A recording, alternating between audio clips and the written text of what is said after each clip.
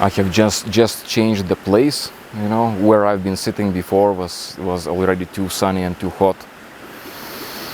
I want to talk about ayahuasca and the ceremonies that we have in the spacecraft during those 2 weeks of the retreat.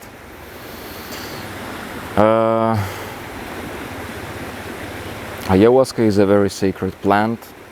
I've been taking it already for many years. I have a deep experience with ayahuasca myself. I'm very grateful to be sharing it with other people, and so many experiences I have lived with it.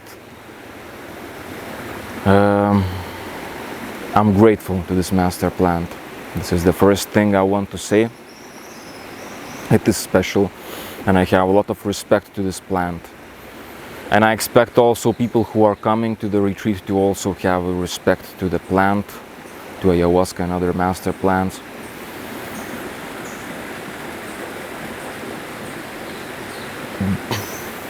During the retreat, we actually start connecting with ayahuasca when we cook it, when we boil it. I usually already have ayahuasca prepared in the bottles, but before drinking it, it is always good to make it boil, to cook it for some time again, while it is on the fire, while at the same time making it as a ritual, as a ceremony, as a prayer. While cooking ayahuasca, I chant mantras, I chant Icaros. We sing, we can send our prayers mentally to ayahuasca and to God to kind of charge the ayahuasca brew.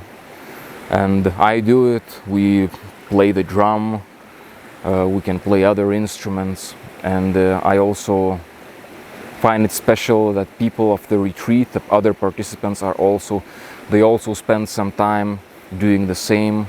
You know, we make it as a ceremony, we make it as a ritual, sitting by the fire and treating this ayahuasca respectfully and with love as we prepare it. And this is how we already start connecting with ayahuasca as we cook it. Because then comes ayahuasca ceremonies, comes the intense part, is drinking ayahuasca. And we drink ayahuasca at night. We drink ayahuasca at usually like 8 p.m. 8 p.m. in the evening. It is already dark enough, and this is when we drink ayahuasca. That would last usually up till 1 a.m. From 8 p.m. it usually lasts until 1 a.m., which is like 5 hours, the duration of the effects of the experience of ayahuasca master plant, which many times can be very intense. So we drink ayahuasca at 8 p.m. Setting our intentions, what we want for the ceremony. One by one we drink the cup, and I'm the last one to drink my cup of ayahuasca. Usually I give different amounts of ayahuasca to different people, depending of how I see them, how ready they are to withstand ayahuasca physically, emotionally, spiritually, and also how they feel themselves, if they want to go more intense, if they want to drink more, or if they want to go less intense. We can always drink less, you know. And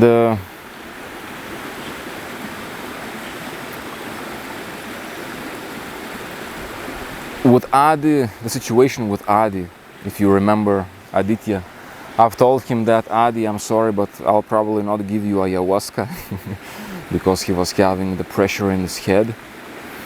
But at the time of ayahuasca, I felt, and I think we all felt, that it would be good for Adi to also participate and drink. So I suggested Adi to drink just a little bit, a very small amount of the cup. And Adi was also participating with all of us. All the 3 ayahuasca ceremonies that we have had, was it 3 or 4? He drank also, which makes me also very happy, because the healings And the experience he had was definitely liberating and good for Adi, our brother Adi, as well as for all the rest of us. Adi would drink the least, but he would have nonetheless a powerful experience, and the rest of the guys I would give more to drink, and they would also have intense experiences. We drank it.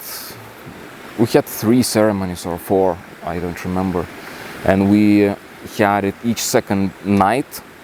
We drank ayahuasca, and each ceremony is different. Each ceremony was different, but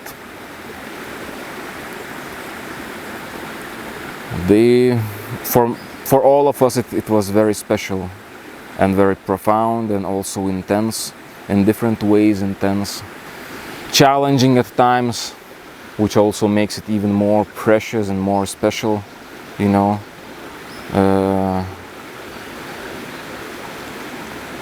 A lot of healing, a lot of things. In ayahuasca you enter, it's like you enter a different world, a different state. It is like you would be dreaming. All the participants are dreaming, and they are sharing the same dream. Well, at the same time, each is dreaming on their own as well. And in that dream of ayahuasca, you have a dream of yourself. You connect with yourself, and you feel yourself. You have things with yourself, but at the same time, you have a connection with life, with jungle, with others, with other participants. It's a very deep connection, and very special one. Connection with yourself, with God, with ayahuasca, with the jungle, and with other participants as well. Connection also with me as a shaman, because throughout the ceremony I'm chanting mantras and Icaros. I surprise people. I can go on and chant without stopping for hours. And throughout those usually 5 hours of ayahuasca experience, most of the time you hear Dolama, Mantas chanting mantras and non-stop and playing the drum, because chanting is an important part of ayahuasca and other experiences. Through chanting I guide people, and I guide them into this frequency, this consciousness, this energy of the mantra, this energy of the Icaro that keeps us all connected, and at the same time moves us towards a particular thing. There are mantras that are, for example, if I see that people are having a tough time or starting to vomit, they are suffering, intense things are coming, I know that different mantras, the different Icaros would have a different effect. But for example, many times I would go for my Triambakam mantra, Mahamrityunjay mantra, because that gives more power and helps more to deal with the situation now. It's like a warrior kind of thing, makes you more warrior. Like, go in and face the thing, face your fears, do the cleaning, like go in like a warrior. And then at other times when I see that it is too much and we need a situation to calm down, we need to like have some rest, go in different way. I change the mantra. I go for maybe Gayatri mantra, I go for Om, I go for Om Mani Padme Hum, I go for Om Hum Vajra Guru Pema Siddhi Hum. How's this mantra called? Guru mantra. I go for Icaros, the Abuelo Icaro, so beautiful to me, which makes me connect with the grandfather, the shaman I have learned with, the Abuelo, the grandfather. Chanting his Icaros makes me feel him present in the ceremony, and his energy, his white, healing, loving, laughing energy and lightness and many things. And throughout ayahuasca experience, yes, I chant those Icaros to bring forth those energies while we all undergo the ayahuasca experience. Many times you feel very weak. It may be even difficult to sit. You want to lay down. You feel so weak. But I'm always there to help, to be by the side. I go from one person to another person, seeing what is happening to each of them individually, what they're going through, and I can look at them and I can feel what is going on in them. I can feel that energy, I can feel that kind of density or that lightness or that intensity or things. I can kind of experience what the people are experiencing. I kind of feel it, which makes me also know who is the one who needs the help most now, whom I am going to approach now, and who can be left alone. So I can feel those things, and based on this I do what I do as a shaman. I go and chant mantras while trying to kind of put that mantra on a person, put that mantra on them, the blessing of that mantra, the effects of that mantra, of that chant. At times I start smoking mapacho tobacco and blowing the smoke over the people if I see that this is what needs to be done now. Tobacco is an important part of ayahuasca ceremonies.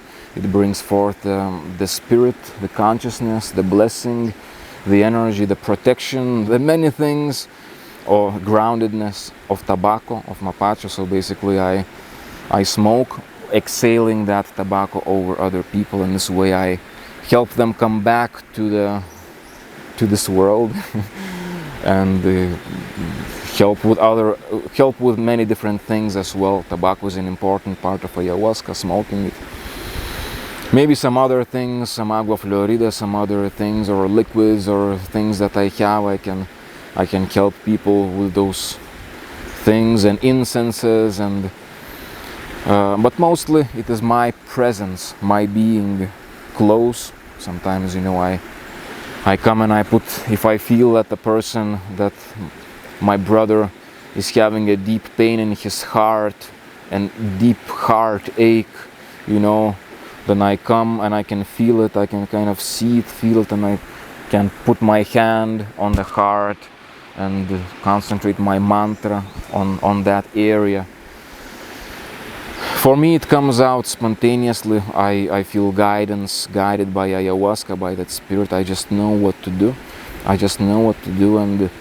And I do my work as a servant of God. This is how I go into the ceremony. When I drink my own ayahuasca, my intention, my prayer is, ayahuasca, help me give the best I can to those other people, and help me be the servant. And you are the guide, ayahuasca. So I feel guided by this master plant spirit of ayahuasca, and this is how I go through the ayahuasca ceremony. Many times surprising other people, many times surprising even myself.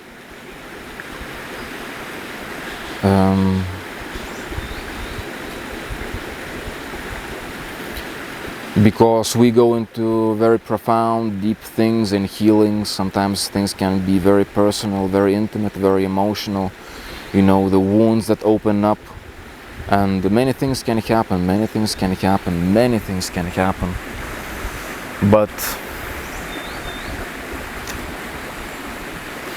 it is a beautiful experience. It is a profound, and it is a true and real experience that doesn't lie. And I feel blessed to be a part of it.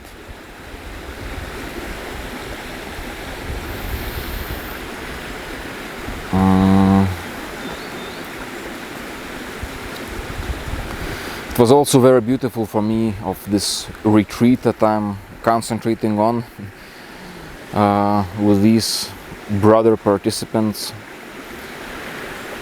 Again, Danielius, Adi, Peter, and James. It was also very beautiful for me to have, when there is love for each other, when we care for each other, and we care for our team, for those other participants, they become like brothers. We are friends for life. When this happens, the whole experience goes to a whole new level.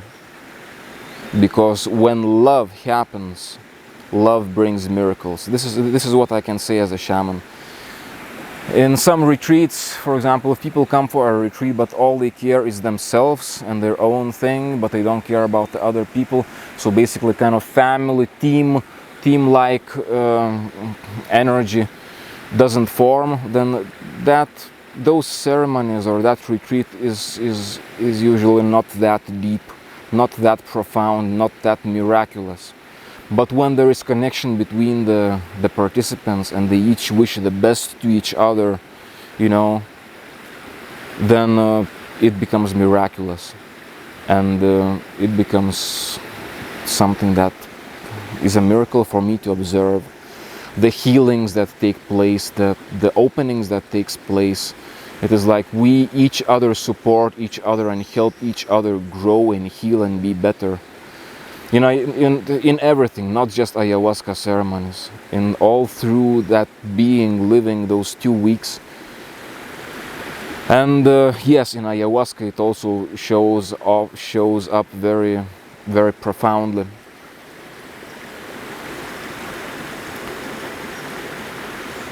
The brotherhood kind of connections we form as we experience the intensity of ayahuasca all together.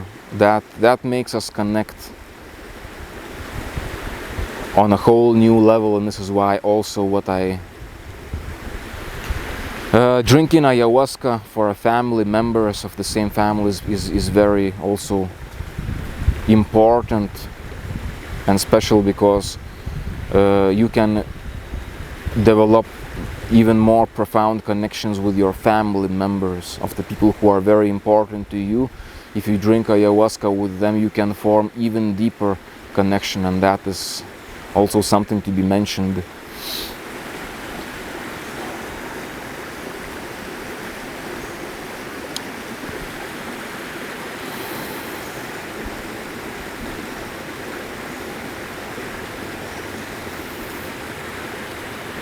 So yes, throughout ayahuasca you also vomit, as you might know. It's an intense experience physically.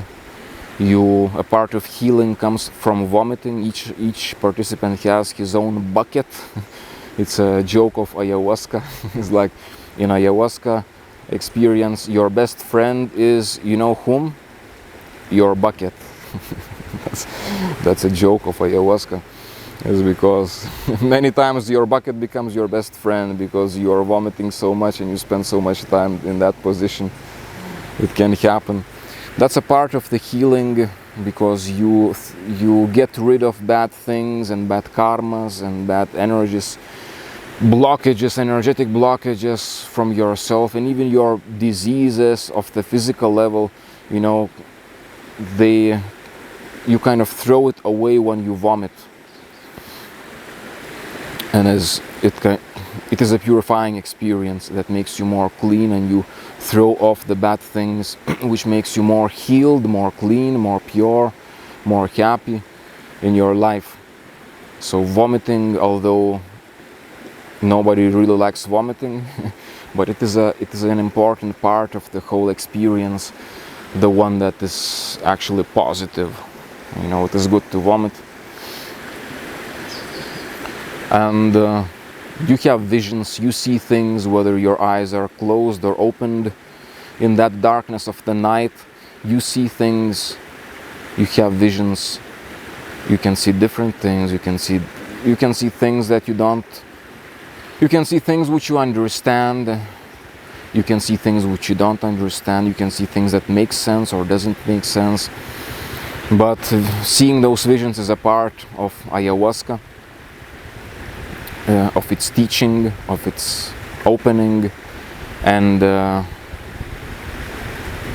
it's a whole journey in itself, in everything that you see and everything that you understand from what you have seen.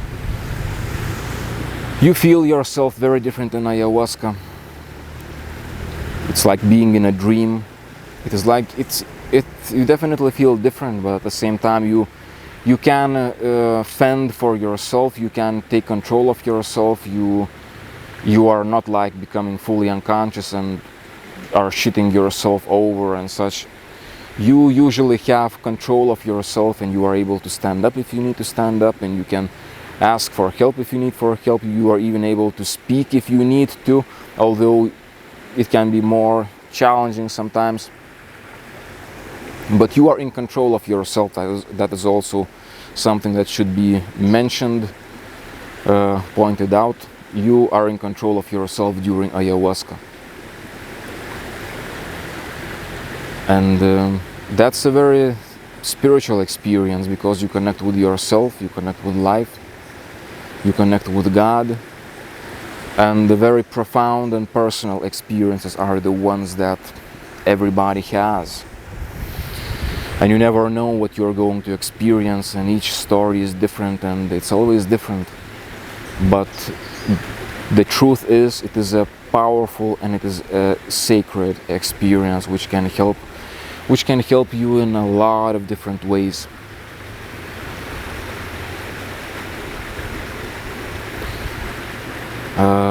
So we would spend time in a spacecraft throughout the ayahuasca. Everybody has their own bucket. If somebody needs to go to the toilet, they can go out of the house, go to the toilet. Sitting on the mattresses or laying down or in another position, while me as a shaman, I'm walking with my drum, chanting. Everybody's in their own experience, but at the same time we are in a collective experience all together. Sometimes we speak because we are conscious about what somebody else is experiencing. And for example, we are aware that James is suffering a lot. He's trying to vomit. He's trying to get rid of, those bad things that he has inside. For example, the substances he's been using, the drugs in his past. That there are still some things to throw out, and it is so painful, so difficult, and we all want James to liberate himself from that difficult, bad energy, and when he finally starts vomiting, we are all happy, and we start laughing or saying, good James, finally. So we are all, we care for each other. And if somebody needs help, we are like, oh, what are you searching for? Do you need some light? I can bring it to you. It is beautiful. We are a team. We are a team. It is very beautiful to me, and very precious memories, very precious those experiences that live in me, and I'm sure that live in those participants, my brothers who had been in those ceremonies. It's beautiful and profound, and also life-changing, life-affirming in many ways.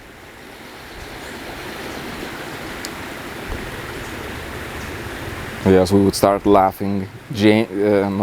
Peter would Peter and James would make us laugh so hard. And also they have so much energy. That would also be funny. Beautiful. Many stories that are personal to us, the participants of this retreat, that are the stories that we will remember for a long time. Also makes me, it's beautiful to remember after ayahuasca. We would go out sometimes when ayahuasca experience is kind of fading down, it is already easier. We would go out of the house and sit by the wall of the house and look into the sky, into the stars, into the faraway city and faraway scenery. And yeah, this is when we would again remember that we have just exited the spacecraft, and talk about life, talk about things that are deep to us, and then also just laugh and just joke and have such profound connection, all of us.